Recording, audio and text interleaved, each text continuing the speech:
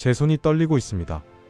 저는 미국 항공우주국 NASA에서 28년간 일한 우주 개발 전략 분석가입니다.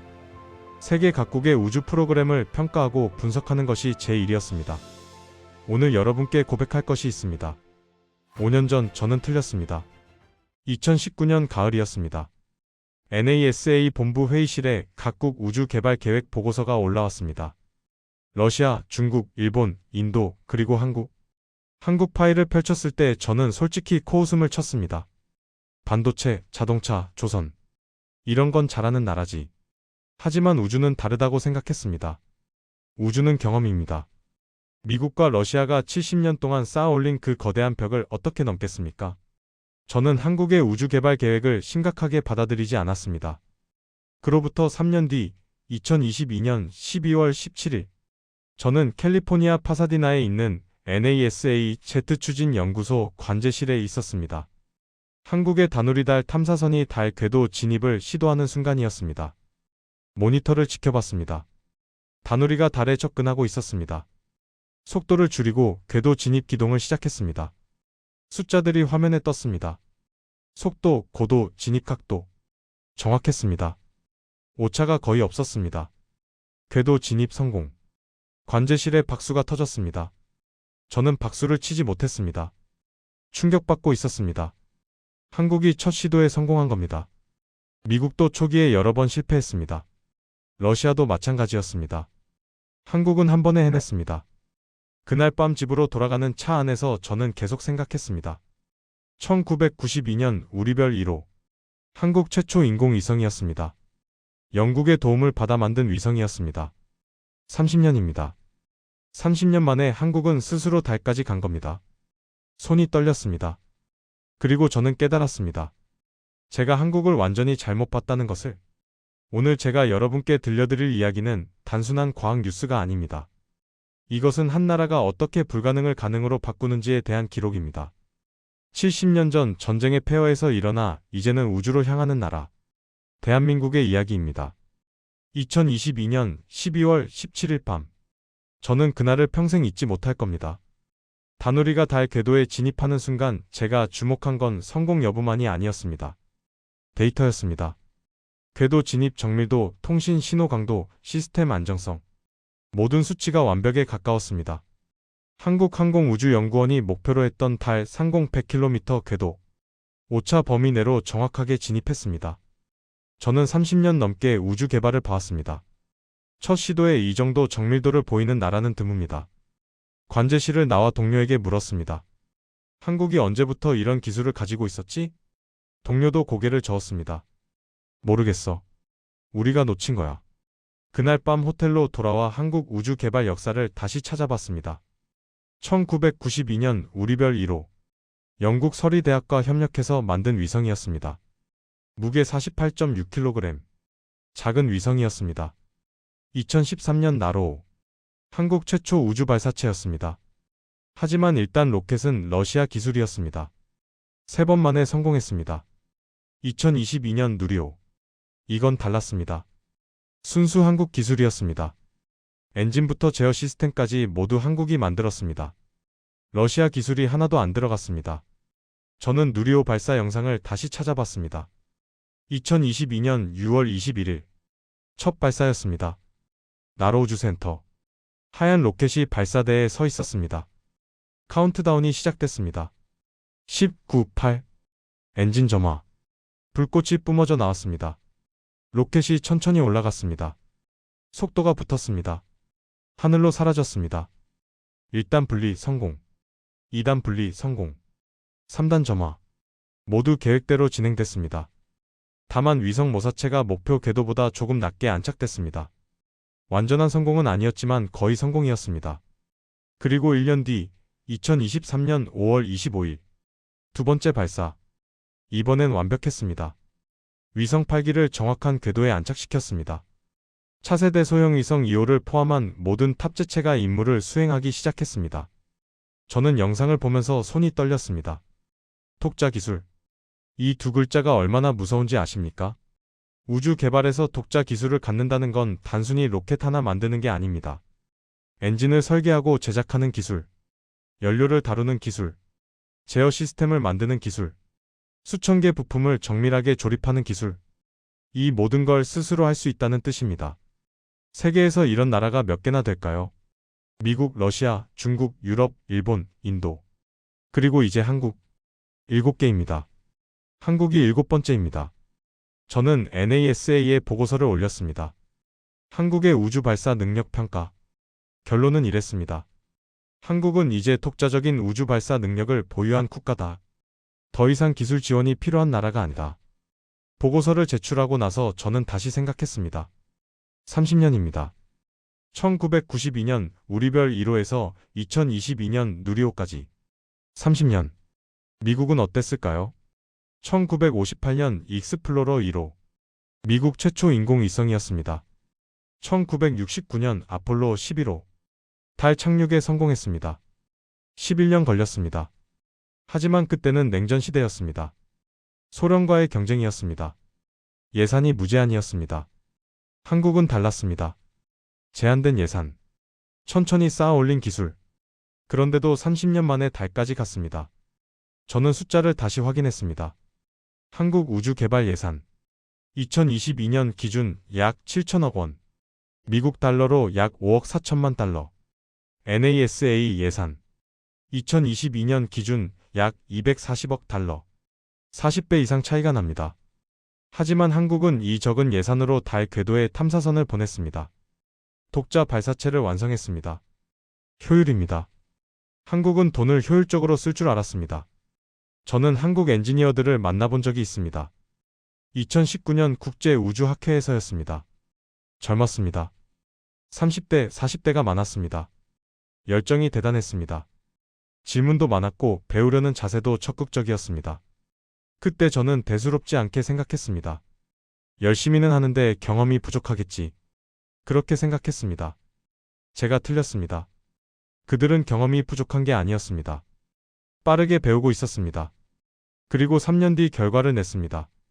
다누리, 누리호. 2번의 성공이 세계를 놀라게 만들었습니다. 저만 놀란 게 아니었습니다. 2022년 말부터 2023년 초 우주업계 전문가들 사이에서 한국이 화제였습니다. 국제학회에서 한국 발표가 있으면 사람들이 몰렸습니다. 한국이 어떻게 이렇게 빨리 발전했지? 모두가 궁금해했습니다. 저는 이제 알았습니다. 한국은 조용히 준비하고 있었다는 것을. 1992년부터 2022년까지 30년 동안 한 발 한 발 쌓아 올렸다는 것을. 그리고 때가 되자 세계를 놀라게 만들었다는 것을. 손이 떨렸습니다. 2024년 5월 27일. 또 하나의 뉴스가 들려왔습니다. 한국이 우주항공청을 개청했다는 소식이었습니다. 경상남도 사천. 한국항공우주산업 본사가 있는 곳에 우주항공청이 들어섰습니다. KASA. 코리어 에로스페이스 애드미니스트레이션. 한국형 NASA였습니다. 저는 그 뉴스를 보면서 생각했습니다. 이제 시작이구나. 한국이 본격적으로 움직이기 시작했구나. 그리고 제 예감은 틀리지 않았습니다. 2024년 6월. 저는 한국에 대한 분석 보고서를 작성하고 있었습니다. 책상 위에 자료들이 쌓여 있었습니다. 한국항공우주연구원 발표 자료, 우주항공청 개청 뉴스, 민간 기업들의 보도 자료. 읽으면 읽을수록 놀라웠습니다.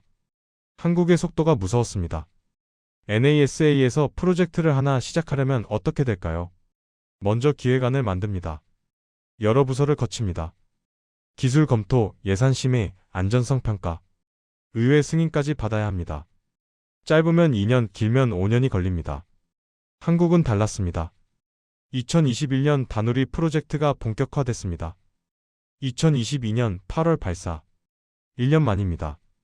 물론 준비는 그 전부터 했겠지만 실행 속도가 빨랐습니다. 누리호도 마찬가지였습니다. 2013년 개발 시작. 2022년 첫 발사. 9년입니다. 미국의 SLS 로켓은 어땠을까요? 2011년 개발 시작. 2022년 첫 발사. 11년 걸렸습니다. 예산은 한국보다 수십 배 많았는데도 말입니다. 저는 한국의 빠른 속도가 위험하다고 생각했습니다. 우주는 조급하면 안 됩니다. 실수 한 번에 수천억 원이 날아갑니다. 사람이 다칠 수도 있습니다. 하지만 한국은 빠르면서도 정확했습니다. 다누리는 한 번에 성공했습니다. 누리호는 두 번째에 완벽했습니다. 비결이 뭘까요? 저는 한국 우주 산업 생태계를 들여다봤습니다. 한화그룹이 눈에 들어왔습니다. 원래 방산 기업이었습니다. 탱크-4 미사일을 만들던 회사였습니다. 그런데 우주로 진출했습니다. 한화 에어로스페이스, 발사체 엔진을 개발합니다. 위성 사업도 합니다. 한화 시스템, 위성 본체와 탑재체를 만듭니다. 방산에서 쌓은 정밀 제조 기술이 우주로 간 겁니다. 한국항공우주산업 KAI도 있었습니다. 전투기를 만들던 회사입니다. FA-50, KF-21을 만듭니다. 이 회사도 우주 사업을 시작했습니다. 소형 발사체 개발에 참여하고 있었습니다. 항공 기술이 우주로 확장된 겁니다. 더 놀라운 건 스타트업들이었습니다. 페리지 에어로스페이스, 소형 위성 발사체를 개발하는 회사입니다. 이노스페이스, 하이브리드 로켓 엔진 전문 기업입니다. 컨텍, 위성 안테나 시스템을 만듭니다. 수십 개의 우주 스타트업이 생겨나고 있었습니다. 저는 미국과 비교해봤습니다. 미국의 뉴스페이스, 스페이스X, 블루 오리진, 로켓랩. 이들이 시장을 바꾸는데 20년 걸렸습니다. 2000년대 초반 스페이스X가 창업했습니다. 2020년대 되어서야 본격적인 민간 우주 시대가 열렸습니다. 한국은 어떨까요? 2020년부터 본격적으로 민간 기업들이 우주에 뛰어들었습니다. 2024년 KASA 개천과 함께 생태계가 만들어지고 있었습니다. 5년도 안 됐습니다. 압축 성장이었습니다. 왜 이게 가능했을까요? 저는 한국의 제조업 역사를 다시 봤습니다. 1960년대. 한국은 세계 최빈국이었습니다. 1970년대. 중화학공업을 시작했습니다. 1980년대. 반도체를 만들기 시작했습니다. 1990년대. 자동차와 조선업이 세계적 수준이 됐습니다. 2000년대. 한국은 IT 강국이 됐습니다. 모두 압축 성장이었습니다.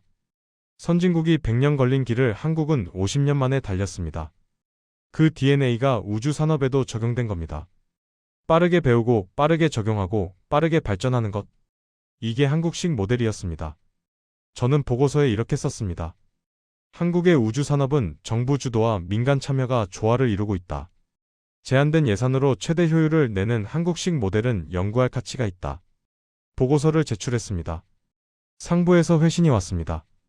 한국과의 협력 방안을 더 연구하라. NASA도 한국을 주목하기 시작한 겁니다. 그리고 저만 그런 게 아니었습니다. 2023년 초부터 변화가 느껴졌습니다. 국제우주학회에서 한국 세션이 생겼습니다.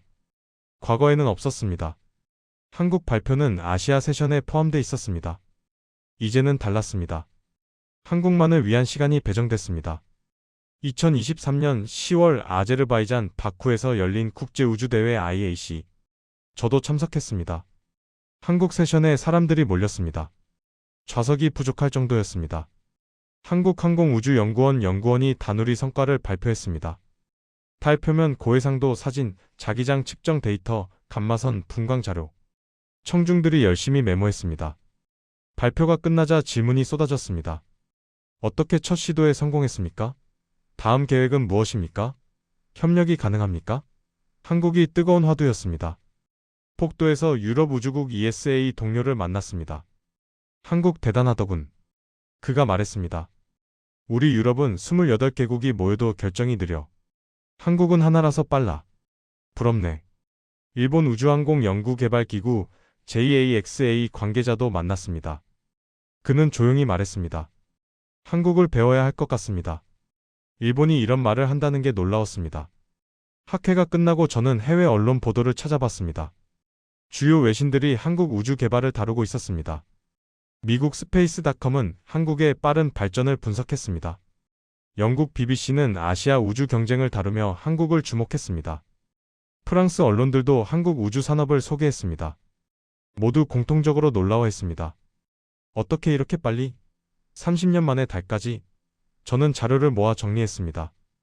2023년 한 해 동안 한국 우주 개발을 다룬 해외 기사가 수백 건이었습니다. 2020년에는 몇십 건도 안 됐습니다. 3년 만에 10배 이상 늘었습니다. 관심이 폭발적으로 증가한 겁니다. NASA 내부에서도 변화가 있었습니다. 2023년 말 아시아 우주개발 현황 회의가 열렸습니다. 저는 한국 파트를 발표했습니다. 한국의 우주개발 속도는 예상을 초과하고 있습니다. 슬라이드를 넘겼습니다.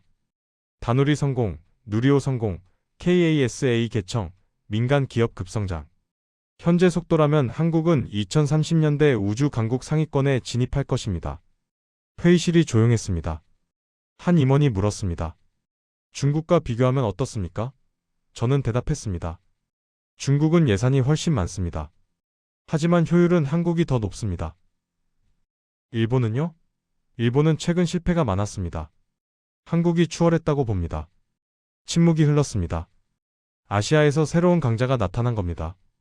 유럽도 비슷한 반응이었습니다. 유럽 우주국 ESA는 내부 보고서에서 한국의 빠른 성장을 경고했다고 들었습니다. 아리안 로켓 개발이 계속 지연되는 동안 한국의 누리호는 성공했습니다. 유럽 우주 산업계가 위기감을 느끼고 있었습니다. 러시아는 더 복잡했습니다. 2022년 우크라이나 전쟁 이후 러시아 우주 산업은 어려워졌습니다. 국제 협력이 중단됐습니다. 예산이 줄었습니다.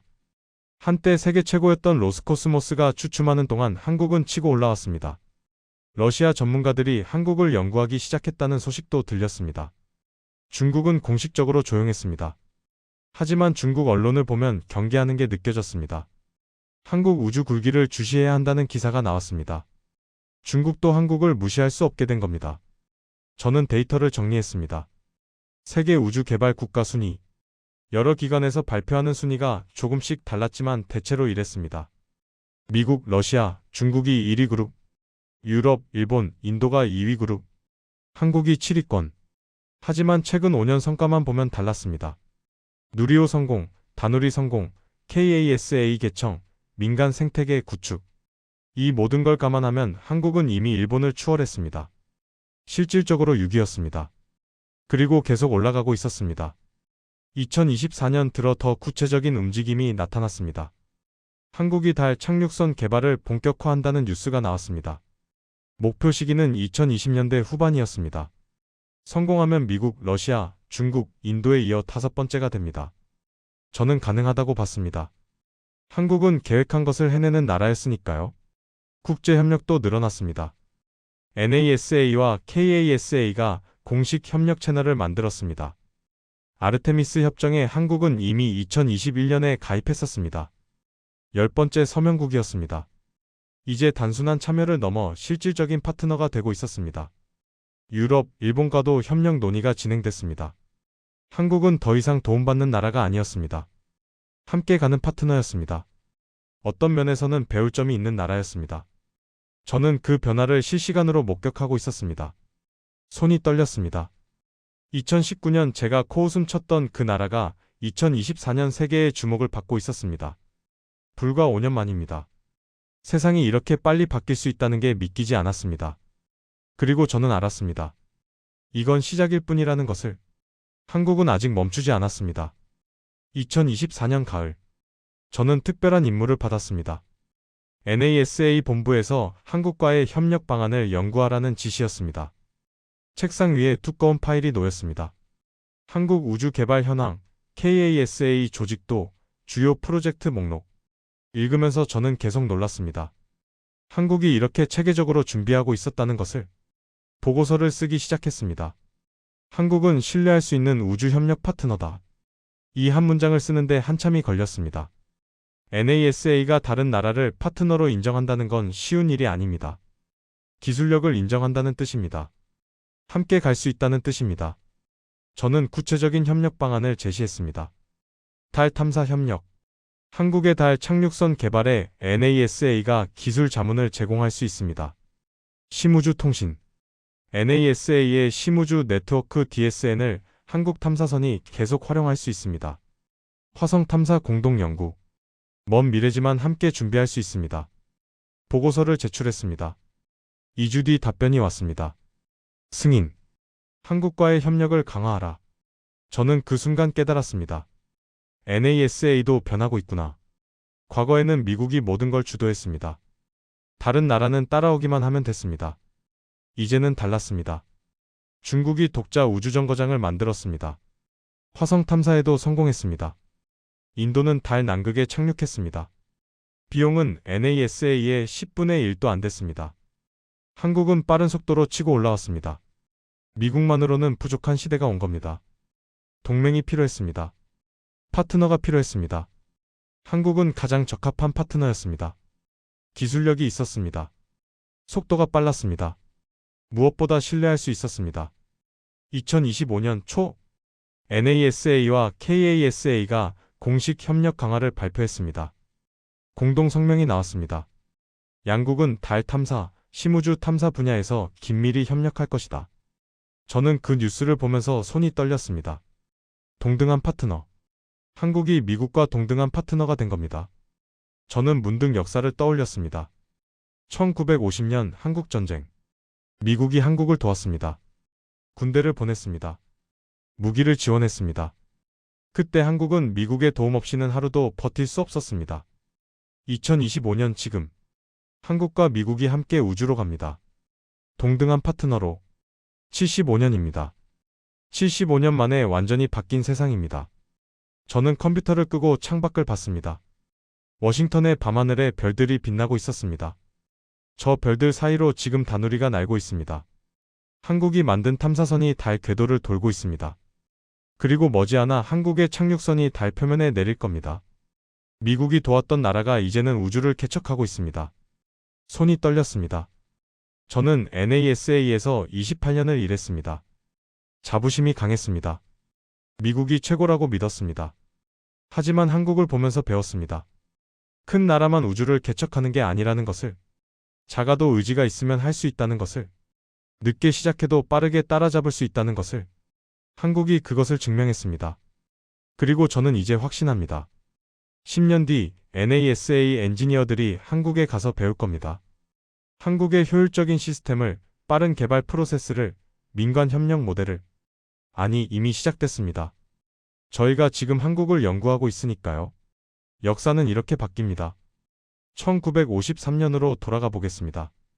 한국전쟁이 끝난 해입니다. 서울은 폐허였습니다. 건물이라고는 거의 남지 않았습니다. 부산, 대구, 모든 도시가 잿더미였습니다. 사람들은 굶주렸습니다. 집이 없었습니다. 미래가 보이지 않았습니다. 세계 최빈국이었습니다. 당시 에티오피아보다 가난했습니다. 하늘을 올려다볼 여유조차 없었습니다. 그날 밤 서울 하늘에도 별은 빛났을 겁니다. 하지만 아무도 별을 보지 못했습니다. 살아남는 것만으로도 벅찼으니까요. 30년이 흘렀습니다. 1983년. 한국은 조금씩 일어서고 있었습니다. 공장이 들어섰습니다. 도로가 만들어졌습니다. 사람들이 일했습니다. 하지만 여전히 가난했습니다. 선진국과는 거리가 멀었습니다. 그해 한국은 처음으로 우주를 꿈꿨습니다.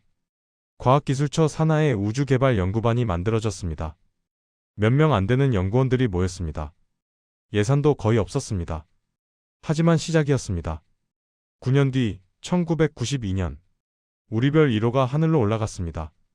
영국의 도움을 받아 만든 작은 위성이었습니다. 무게 48.6kg. 하지만 한국 최초 인공위성이었습니다. 그날 한국항공우주연구원 연구원들이 환호했습니다. 눈물을 흘린 사람도 있었다고 합니다. 우리도 위성을 쏠 수 있구나. 우리도 우주로 갈 수 있구나. 20년이 더 흘렀습니다. 2013년 나로호가 성공했습니다. 한국 땅에서 쏘아 올린 첫 로켓이었습니다. 비록 일단은 러시아 기술이었지만 시작이었습니다. 그리고 2022년 누리호. 순수 한국 기술로 만든 로켓이 하늘로 치솟았습니다.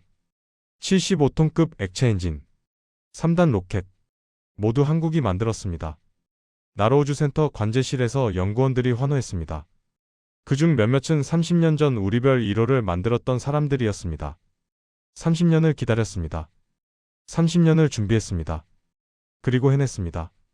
같은 해 12월, 다누리가 달 궤도에 진입했습니다. 한국이 만든 탐사선이 38만 킬로미터를 날아가 달에 도착했습니다. 그날 밤 한국의 하늘을 보았을 어르신들이 계실 겁니다. 혹시 이 영상을 보고 계신 60대, 70대 어르신들, 1953년 전쟁의 기억을 가지고 계신 분들, 1960년대 보릿고개를 겪으신 분들, 1970년대 공장에서 땀 흘리신 분들, 1980년대 자녀들을 대학 보내려고 밤낮 없이 일하신 분들. 바로 당신들이 만든 겁니다. 당신들이 흘린 땀이 공장을 만들었습니다. 그 공장이 반도체를 만들었습니다. 그 반도체 기술이 이제 위성이 됐습니다. 당신들이 키운 자녀들이 엔지니어가 됐습니다. 그 엔지니어들이 로켓을 만들었습니다. 그 로켓이 우주로 갔습니다. 이게 기적입니다. 75년입니다. 1953년 폐허에서 2025년 우주까지 75년입니다. 미국은 어땠을까요? 1903년 라이트 형제가 비행기를 만들었습니다. 1969년 달에 착륙했습니다. 66년 걸렸습니다. 하지만 미국은 세계 최강국이었습니다. 돈이 넘쳤습니다. 한국은 달랐습니다. 1953년 최빈국에서 시작했습니다. 2022년 달궤도 진입에 성공했습니다. 69년입니다. 미국보다 3년 더 걸렸을 뿐입니다. 하지만 시작점이 완전히 달랐습니다. 한국은 아무것도 없는 상태에서 시작했습니다. 그리고 해냈습니다. 손이 떨립니다. 저는 NASA에서 28년 일했습니다. 세계 각국의 우주 개발을 봤습니다. 하지만 한국만큼 극적인 나라는 없었습니다. 이렇게 빠르게, 이렇게 효율적으로, 이렇게 성공적으로 발전한 나라는 없었습니다. 그리고 저는 확신합니다. 한국은 여기서 멈추지 않을 겁니다. 2020년대 후반 한국은 달 착륙을 목표로 하고 있습니다. 성공하면 미국, 러시아, 중국, 인도에 이어 5번째입니다. 저는 한국이 성공할 거라고 믿습니다. 한국은 계획한 것을 해내는 나라니까요. 2030년대 한국은 더 먼 곳을 바라볼 겁니다. 화성입니다. 먼 미래처럼 들리지만 한국의 속도를 보면 불가능하지 않습니다. 2040년대 어쩌면 한국 우주인이 화성에 발을 디딜지도 모릅니다. 꿈같은 이야기지만 75년 전에 누가 상상이나 했겠습니까? 전쟁의 폐허에서 우주로 간다는 것을. 대한민국 국민 여러분, 지금 이 영상을 보고 계신 여러분, 자부심을 가지십시오. 여러분 부모님이 만든 나라입니다. 여러분이 키운 나라입니다. 여러분 자녀들이 이끄는 나라입니다. 1953년 하늘을 올려다볼 여유도 없던 나라. 2025년 달을 탐사하는 나라. 이것이 대한민국입니다. 이것이 여러분이 만든 기적입니다. 좋아요 버튼 눌러주십시오. 이 영상이 더 많은 분들에게 전달되어야 합니다. 대한민국 국민이라면 이 자랑스러운 역사를 알아야 합니다. 댓글로 여러분 이야기도 남겨주십시오. 우리 아버지가 1970년대 공장에서 일하셨습니다. 우리 어머니가 자식 교육시키려고 밤낮 없이 일하셨습니다. 나도 그 시대를 살았습니다. 여러분의 이야기 하나하나가 대한민국의 역사입니다. 지금 바로 공유하십시오. 카카오톡으로 친구들에게, 가족들에게 보내주십시오. 우리나라가 우주로 간다고, 우리가 대단한 나라라고 말해주십시오. 구독 버튼도 눌러주십시오. 앞으로도 이런 영상 계속 만들겠습니다. 팩트로, 진실로 자랑스러운 대한민국을 보여드리겠습니다. 모든 내용은 검증된 자료입니다. 한국항공우주연구원, NASA, 정부 공식 발표. 출처는 영상 설명란에 있습니다. 직접 확인하실 수 있습니다. 1953년 부산항. 미군 함정이 들어왔습니다. 한국을 돕기 위해서였습니다. 2025년 나로우주센터. 한국 로켓이 발사됩니다. 우주를 향해서입니다. 75년 만에 완전히 바뀐 세상입니다. 이것이 대한민국입니다. 이것이 우리의 힘입니다. 이것이 여러분이 만든 기적입니다. 감사합니다.